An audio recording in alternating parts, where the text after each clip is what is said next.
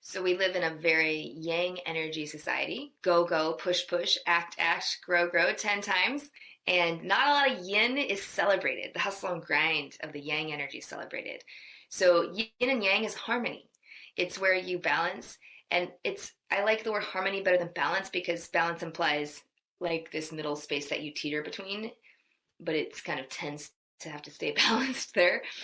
Uh, Versus harmony is like, yeah, sometimes you're one way and sometimes you're the other. And what's important is to know where you are and bring in the other energy to help, quote unquote, balance or harmonize that area. So if you are someone, which most of our, at least Western society is, overworked, overcommitted, in burnout, not great health, right? Then you probably have done that from stress and working too much in some capacity. Whether you're a burned out do-gooder doing nonprofit work, very common, right? Burnout.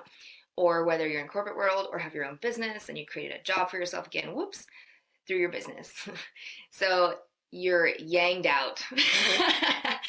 And we need to bring some yin. And yin energy, this principle applies not just to what I'm saying energetically at work, but for the seasons, right? We have this general flow of an ebb and flow. Everything of how life flows is in cycles. But we tend to think it's a linear line that goes up and never stops. So it's really thinking of life like a circle. And that's why it's a circle, right? Not another shape. But anyway, so when you have yin energy, this is doing nothing. This is digesting what you've learned, reflecting. It is leisure or it could be pleasure, right? It's just surrendering, then pushing. It's allowing, then making something happen. So how the allowing more yin to your yang is consciously creating on an annual, quarterly, monthly, weekly, daily basis yin structure in your life such that it's inevitable.